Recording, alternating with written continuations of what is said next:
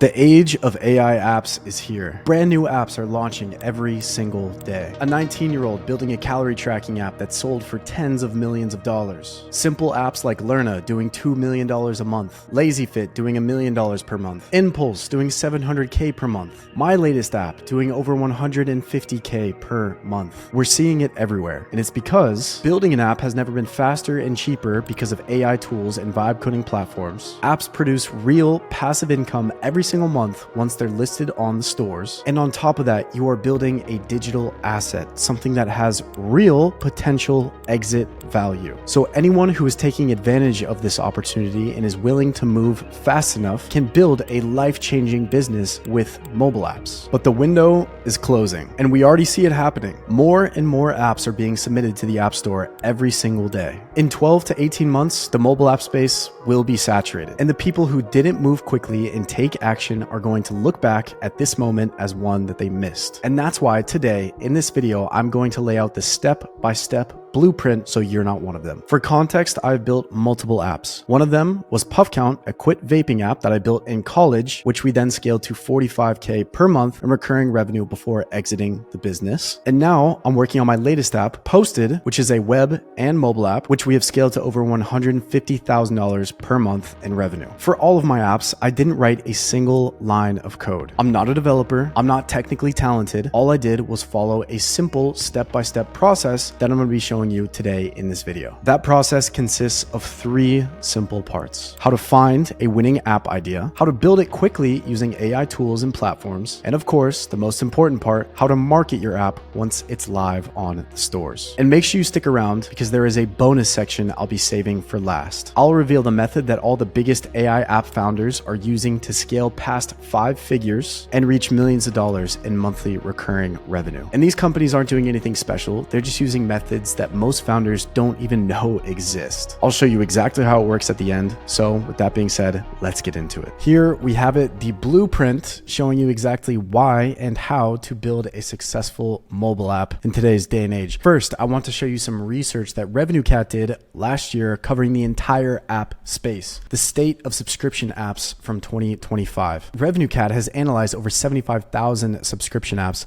and tracked over $10 billion in revenue. So this report is probably pretty accurate. And what you'll see is the gap between the winning apps and the rest is growing. Only 5% of apps ever hit even close to 10K per month. And the top apps are making 400 times as much money in their first year as the losers. The bottom 25% of apps make no more than $19. And as you can see, the gap is growing significantly year over year. AI apps print money, but only if they stand out. Churn hits hard and fast, and price testing keeps users locked in. Now, I've linked the entire research document here, but those top stats, those key insights should show you that the difference between those who win and lose in the app space has nothing to do with their product. It has to do with their marketing and how they approach not only their apps, but also their onboarding, their pricing, their retention, absolutely everything. And we're going to be covering that here in this video together. So what does it take to build a successful app? 3 simple steps. Step 1, of course, is idea and validation. We need to make sure that we're building something people actually want. Step 2, we're going to build it fast and cheap. Getting your MVP out there, getting your first version out there is very important so you can get feedback and build what your users actually want. And then, of course, step 3, marketing, the most important step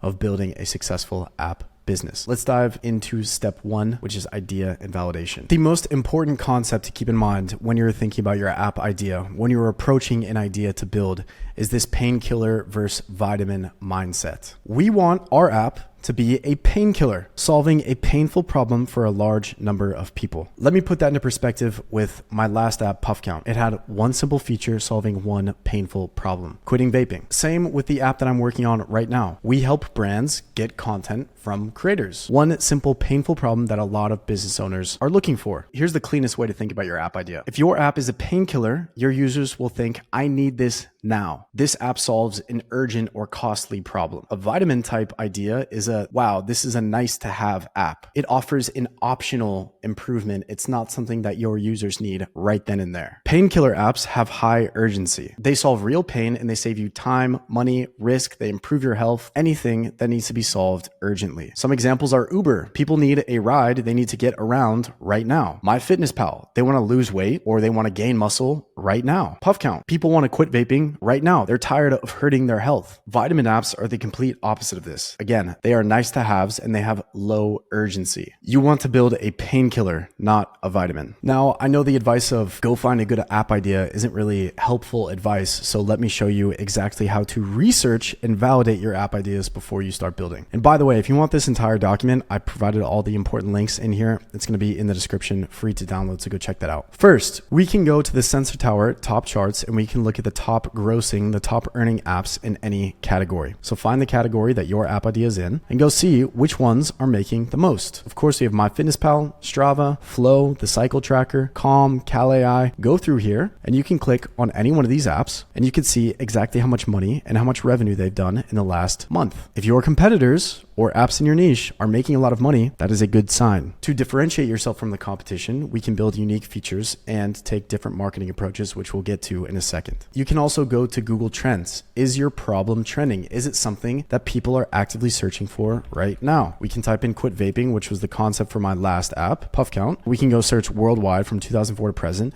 And as you can see, the search term for quit vaping is at an all-time high. Probably a pretty good sign that people want to solve this painful problem right now. Additionally, we can go into the TikTok ads library or the Facebook ads library, and we can see if our competitors are actively spending on their apps. If they are, this is an amazing sign. Let's look at Lerna, 450 active ads right now. If your competitors or apps in your space have a ton of active ads, that means they are actively spending to acquire customers. And these companies aren't just burning money, they are spending this money profitably. This is a great sign. Competition is good in the app space. You don't need to worry about the competition taking market share away from you because all you need is to capture 1, 2, a fraction of a percent of a total market and it will still be life-changing money. Was PuffCount the most successful health tool in the world? No, but it still made great money. And as a solo founder, it was life-changing amounts. So once we have our idea validated, let's move to step 2, which is building quickly, building fast and cheap. There are a handful of AI app builders out there right now, a handful of vibe coding tools. Use your favorite, try them all. My favorite is Roark. You can use Bolt, you can use Emergent.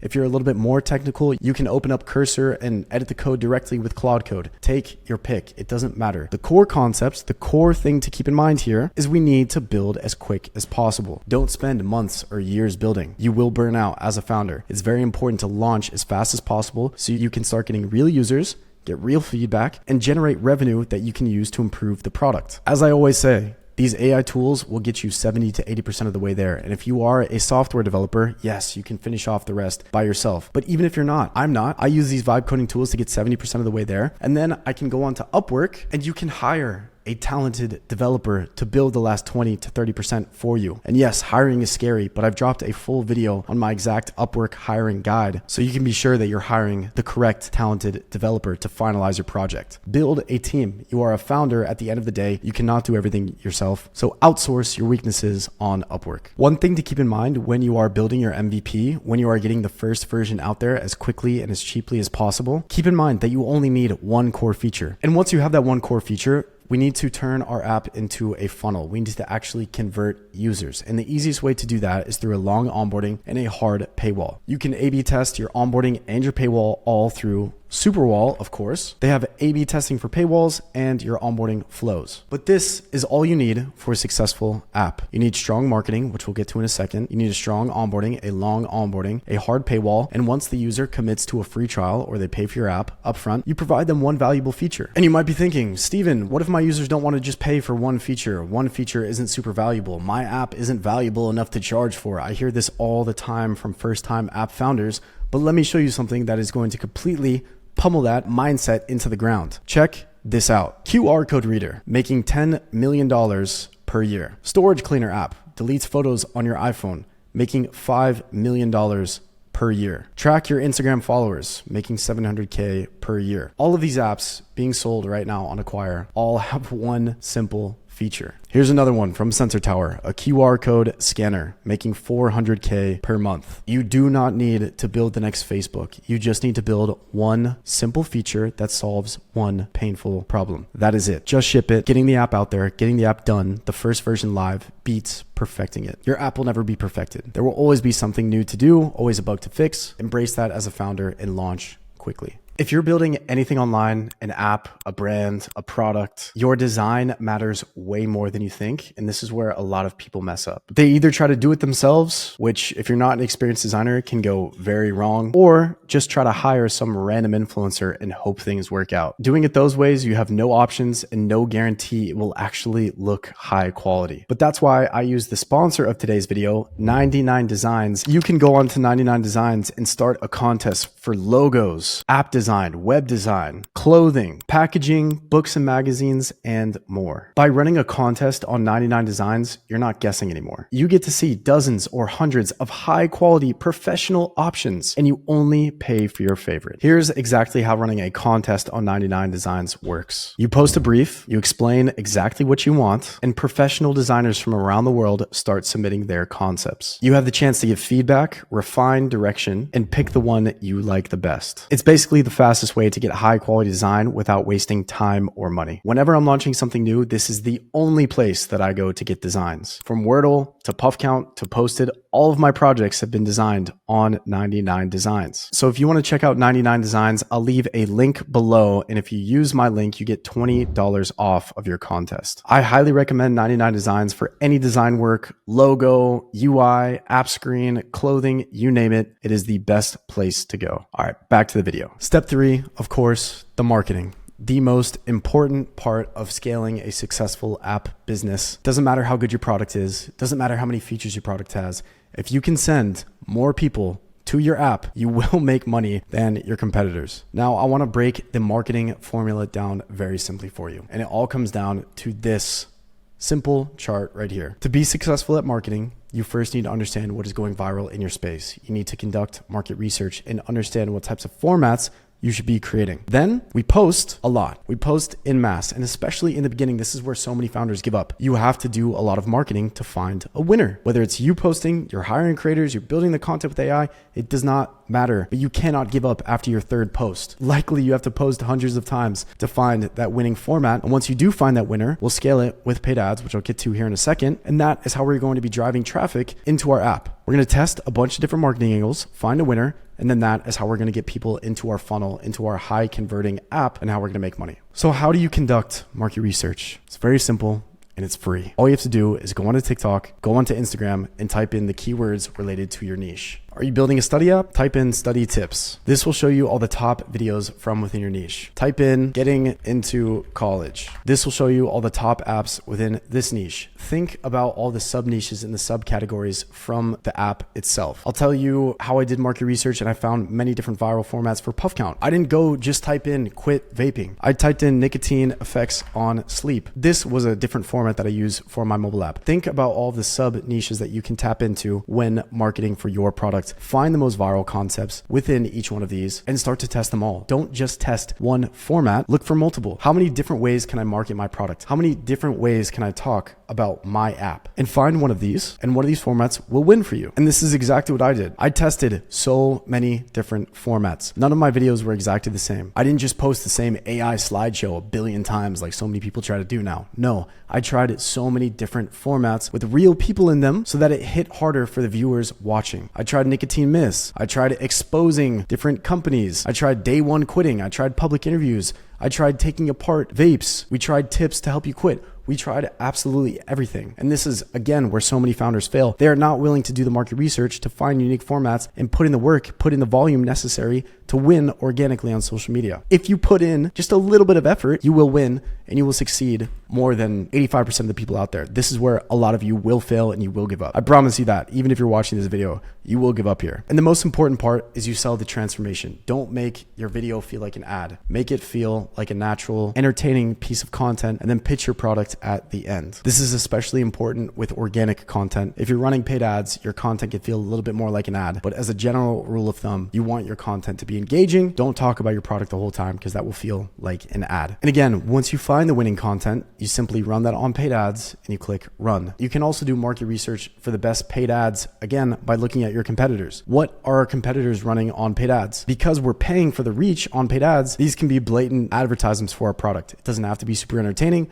We don't have to rely on the organic algorithm picking it up because we're paying for the views there. If you want to completely skip the organic part of marketing, which I don't really recommend, but if you want to, you can find one of the competitors' paid ads and you can start to copy these formats. I did a full breakdown of my entire paid ad strategy. Obviously, it is a little bit more complex to run successful paid ad campaigns.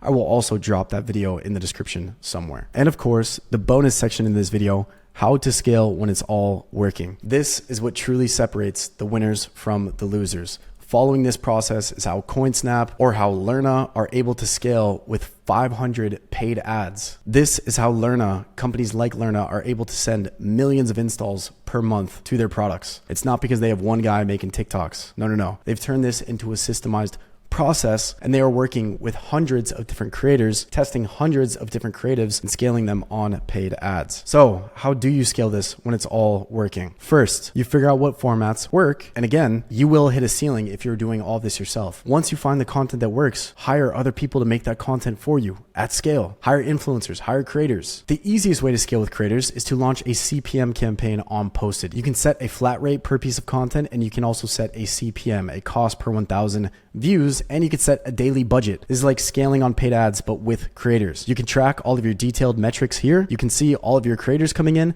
And on top of that, you own every single piece of content. You can download the MP4 file. You can copy the Spark Ads code. And that is how you scale organically and on paid at the same time. Every creator is going to be driving organic views, and you own these videos that you can scale on paid ads like Lerna. Take your competitor's paid ad, copy it, build a brief around that exact format on Posted, and get submissions on autopilot that stay within your budget. Creators are gonna make those videos, and you only pay if the content actually works. And again, they're gonna post organically on their own social media profiles. You will own the footage, you will own the Spark Ads code. The entire goal of your paid ads, again, I dropped a full video on running successful paid ads, so check that out for sure. But the whole goal being, you will have a realized LTV per install. Here was our realized LTV at PuffCount. As you can see, we're earning anywhere from $1 to upwards of $1.50 per install. If you're spending 50 cents per install and you're making $1.50 on the other side of that install, you are printing money. Again, this is how Lerna and other companies like it are running 450 ads at a time. It's because the math makes sense. It's a simple math equation. And again, this is how I scaled PuffCount. As you can see, we're earning about $1, call it $1.50 at the very peak per install. And here is our TikTok ads campaign. This is our installs campaign. As you can see, we got close to 1 million clicks on this, 31 million impressions. And look at our cost per install. We got 60,000 installs from this one campaign alone, and it was 42 cents cost per install. I was spending 42 cents to get an install, and on average, those installs were making me $1, all the way up to $1.50. Sounds profitable to me. Putting $1 in, getting $2 out on the other side. This is how you scale. Validate your idea, build quickly, launch your MVP as soon as possible, and start marketing. That is the 3-step process, and you should always be iterating every part of this, improving your onboarding, improving your paywall, getting more marketing material, testing new paid ads. This is an ever-going process, and as long as you put effort in and you work harder than the next founder, you will win. If you want to try out Posted for free and you want to get content from creators and only pay for results, the link is going to be in the description. And if you watch this far until the end of the video, I would appreciate a like and subscribe to the channel because I'll be dropping videos just like this, or give value away for free all the time. I'll see you on the next one.